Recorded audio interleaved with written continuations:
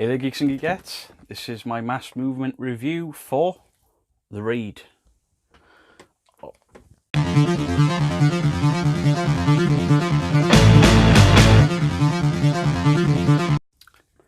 So, The Raid by Titan Comics. This is called Locked Up.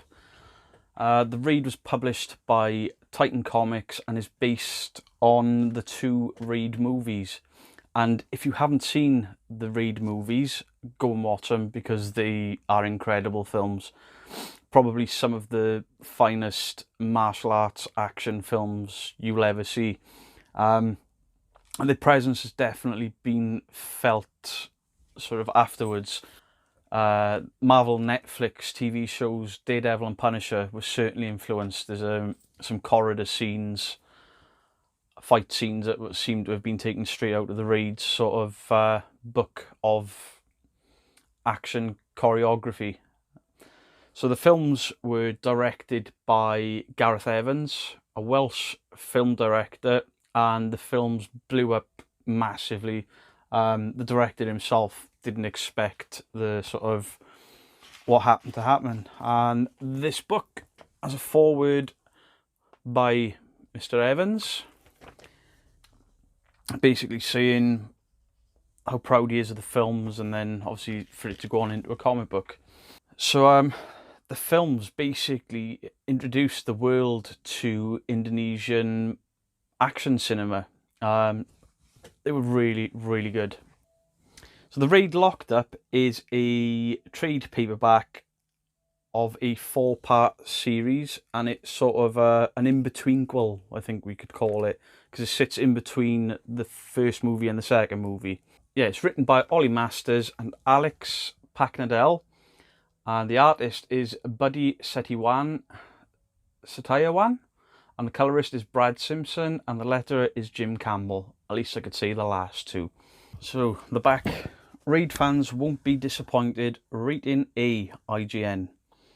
From the ultra-violent world of the Raid movies comes this all-new, brutal, no-holds-barred martial arts blockbuster.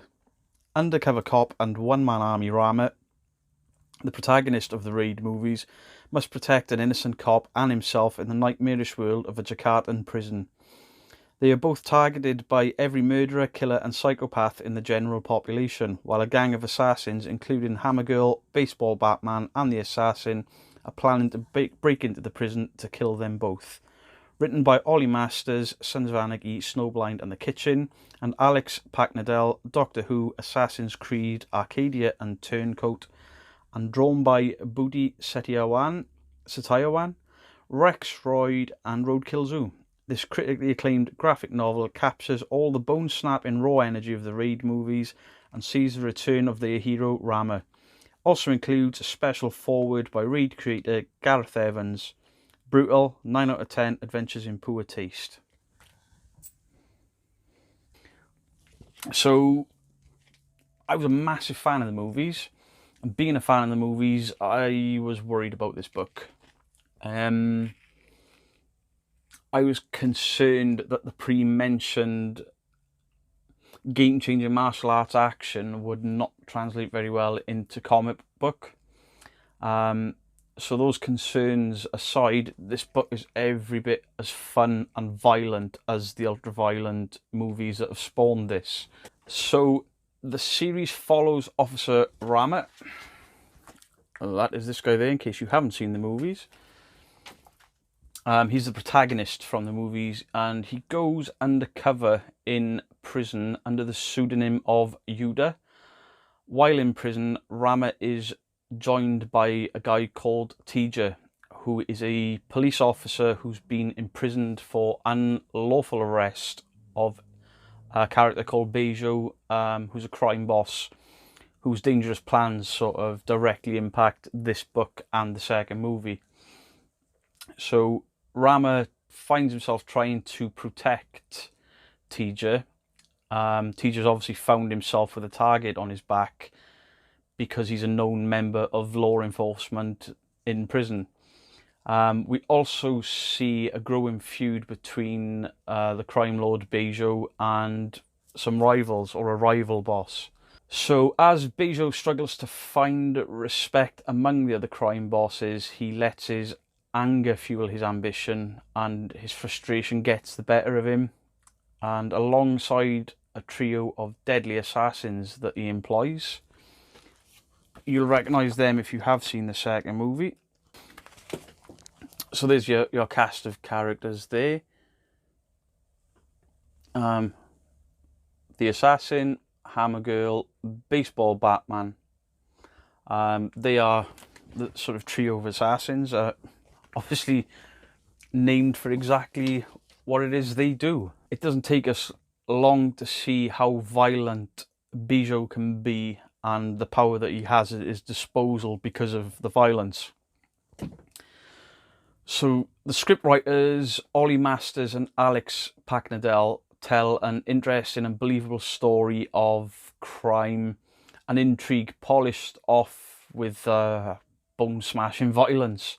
I won't show you any of the violence in here because I'll probably get some sort of YouTube strike or like less subscribers because I've shown graphic content, because this is quite a graphic novel. See what I did? So I need to say that Ollie Masters is responsible for the first 2 issues of this series in the book, and Paknadel takes over for the final 2. And that in itself shows just how good these 2 writers are, because there doesn't seem to be any noticeable difference between the 2 writers and their scripts. It works, it just blends, and that's obviously a good thing between 2 writers. So we're talking about a comic book based off a martial arts film. So the art should really be the true star of the book, like the choreography was the true star of the movies. And thanks to the art from Sitayawan and the colours from Simpson, we are given a brutally violent treat. This book differs from the film, as the movies, they relied on a certain real-based grit. They looked gritty and grimy, and that wouldn't really have translated over so well to comic books, I don't think. Hence my concerns at the beginning of this book before I'd opened it and actually read it. But Sitayawan's art goes in a completely different direction to the movies and decides to go over the top comic book, I suppose. I've reviewed other books where I've stated that something so dark and violent looking cartoony doesn't work. In this case it does. It just works really well. I'm not sure why. It's still gory, but it's comic book gore. There's some proper blood-drenched violence in this story, and the violence also gets sort of intercut with some X-ray panels, so you can literally see an X-ray of the damage being done, like Mortal Kombat X, where you see punches thrown and the camera will zoom in and show a jaw cracking. This book does that, and it really does work. The art does a fantastic job of keeping up with the movie's intensity. There's a definitive difference between colour schemes of the calm sections and the violent sections and action sections. The calmer scenes are almost of a neutral colour, but the action scenes are depicted under some really heavy red highlights, and those highlights sort of push the violence forward. And it's through the use of this red colour that the action is really easy to follow. The only negatives I can find about this story are sort of meshed together, because this sort of sits as an in-between-quel. Have I just made a word up? In-between-quel. So we know how the story will end on most of the fronts in this story because of the second movie. If this had come out before the movie, then cool. And it's a shame, really, because this leads to my second complaint, that the story is far too short. I really wish this book had gone on a bit more, but they're the only negatives I can find. So, this isn't a bad book by any stretch of the imagination. So, is it any good?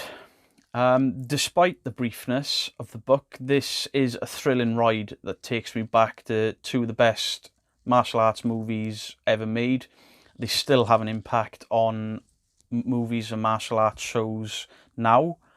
The story is interesting. It's a little bit too short. The story doesn't fall short. The actual length of the story is short. But it is good to revisit the universe after so long away. It's far from a happy universe. It's a violent, horrible place to be. But if violence and a sprinkling of crime drama are your thing, then pick up this book. It is the book for you. This book is an easy 9 out of 10. Had there been more to read, or if this had been a sort of a sequel to the second film where the story could continue and I wasn't so sure of what the outcome would be, then this book would have got an easy 10 out of 10 from me. It was that good. I've said about the art, but I need to find something that's not overly violent. I mean, these are the cover art. Oh, there we go. There's nothing too sort of graphic there. So you can see the red sort of hue of violence against the sort of the calmer areas. So yeah, this book, definitely 9 out of 10. Really enjoyed it. The guys that wrote and did the art, the colours, they obviously loved the movies. They loved the characters in the movies, because these things are drawn to absolute perfection. You can tell exactly where everyone is. Look at that. That almost looks like a photograph. So yeah, absolutely outstanding book. So guys, that's my review of The Raid Locked Up. Feel free to comment down below. Please do go and check out Mass Movement. Again, I'll leave links in the description below. Thanks for tuning in, and I'll see you guys again soon. Bye.